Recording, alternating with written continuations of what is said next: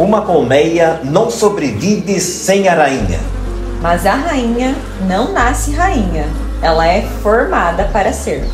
Passando por um processo de desenvolvimento até transformar-se em rainha.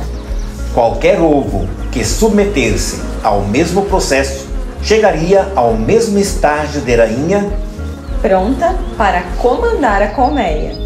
Os ovos não têm a escolha, mas o ser humano tem escolha. E você pode se tornar um líder.